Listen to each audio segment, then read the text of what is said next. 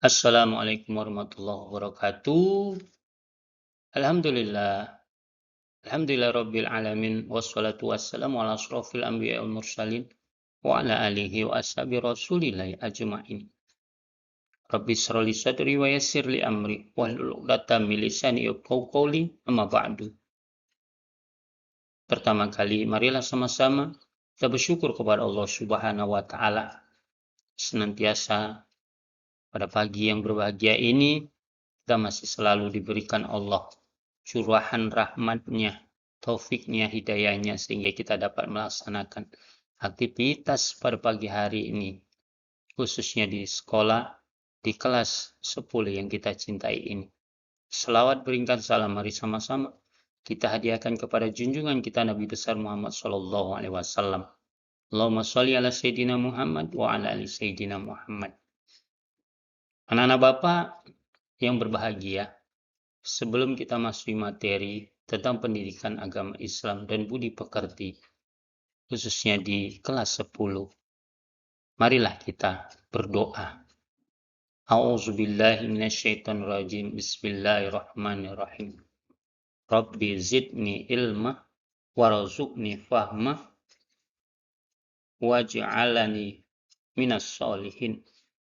Semoga dengan doa tadi diawali kita untuk belajar, kita dimudahkan oleh Allah Subhanahu wa ta'ala. Baik anak-anak sekalian, materi pada hari ini yang berkaitan dengan larangan pergaulan bebas.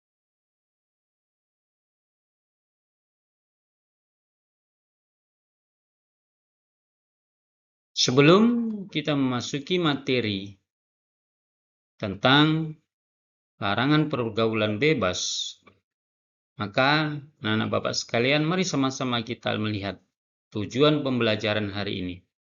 Yang pertama, peserta didik diharapkan dapat membaca ayat Al-Quran dengan tartil dan hadis tentang larangan pergaulan bebas.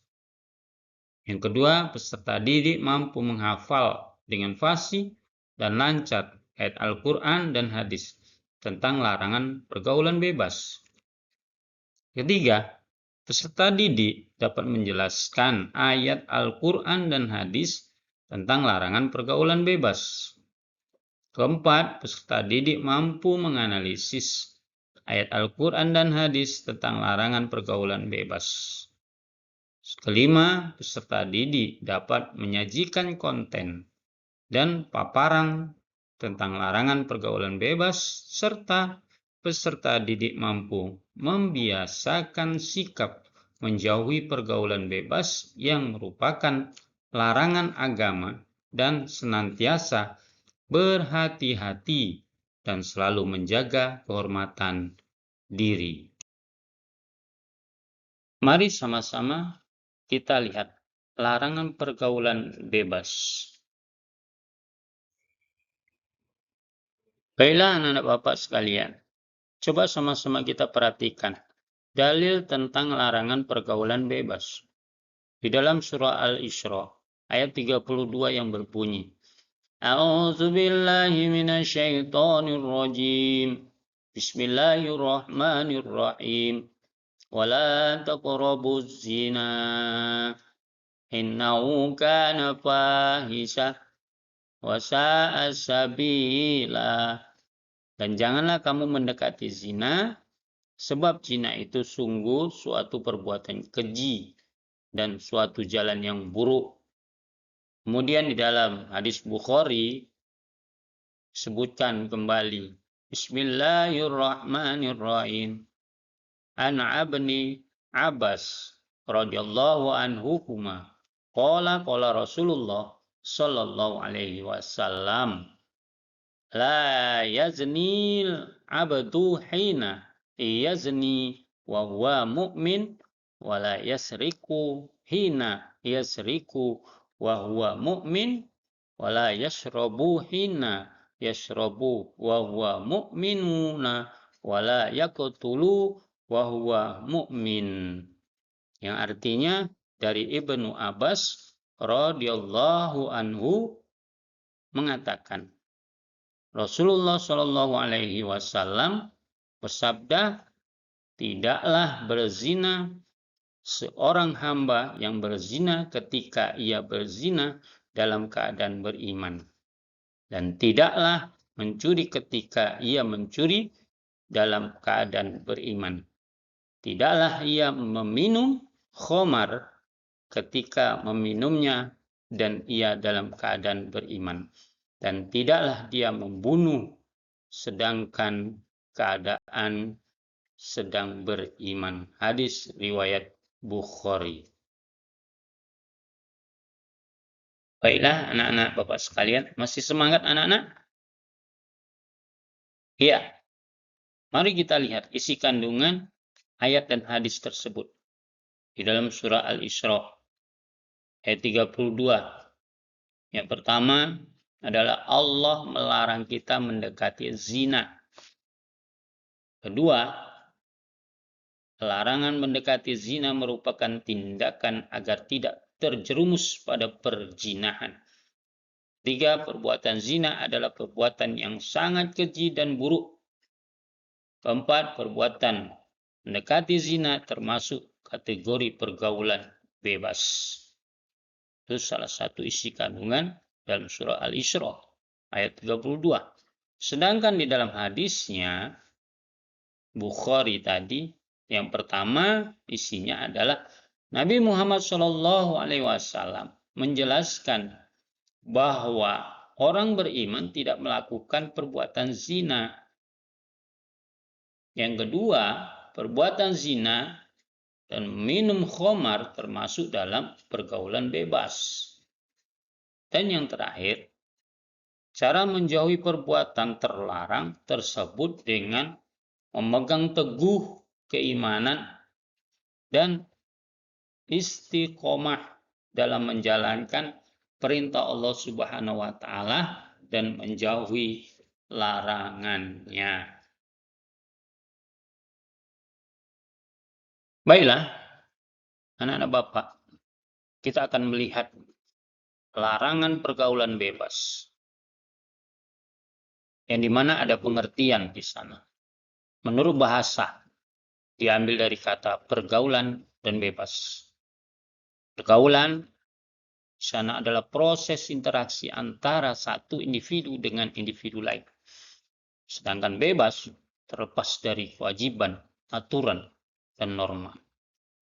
Sedangkan menurut istilah, pergaulan bebas ini adalah bentuk perilaku menyimpang yang melewati batas norma dan kewajiban. Nah, sekarang ciri-ciri pergaulan bebas itu apa?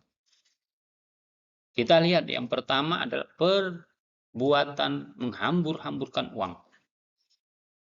Kemudian dua, perbuatan yang dilakukan tanpa memerdulikan benar dan salah menurut agama.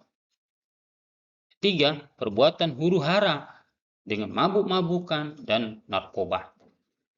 Sedangkan terakhir, perbuatan yang memperlihatkan aurat antar lawan jenis. Dan di sini bisa kita lihat kembali larangan pergaulan bebas. Contohnya, pergaulan bebas itu yang diantaranya adalah seks bebas, mengkonsumsi narkoba, pergaulan malam. Itu contoh pergaulan bebas. Sedangkan sebab-sebab pergaulan bebas itu adalah pertama, dangkalnya keislaman dan keimanan seseorang. Yang kedua, kurangnya kontrol diri dalam memilih pergaulan. Ketiga, kurangnya perhatian dan kepedulian keluarga. Keempat, ketidakpedulian lingkungan sekitar atas terjadinya kemaksiatan. Dan yang terakhir, tidak memahami akibat dan bahaya pergaulan bebas bagi masa depan. Akibat pergaulan bebas, di sini ada 3. Yang pertama, bagi diri sendiri. Apakah maksudnya? Yang di sana malas beribadah hampa, mental tidak stabil, gaya hidup berpoya-poya, kesehatan menurun, dan bertambah dosa. Yang kedua, bagi keluarga, mengecewakan orang tua, muncul perasaan menyesal dan gagal menjadi orang tua dan memiliki investasi akhirat. Yang ketiga, bagi masyarakat, merebaknya pelanggaran norma agama dan masyarakat, munculnya permusuhan, terjadi kriminalitas yang mengganggu masyarakat. Anak Bapak, selanjutnya kita lihat larangan pergaulan bebas, yaitu cara mengatasi pergaulan bebas. Masih bisa diatasi anak-anak sekalian. Kita lihat dulu poin yang pertama, yaitu meningkatkan iman. Kedua, memberikan penyuluhan tentang bahaya pergaulan bebas. Ketiga, memberikan penyuluhan kepada orang tua akan pentingnya kontrol keluarga terhadap pergaulan anak. 4. Mengikuti pengajian. 5. Berteman dengan orang-orang yang baik akhlaknya. 6. Mengisi waktu luang dengan hal yang bermanfaat.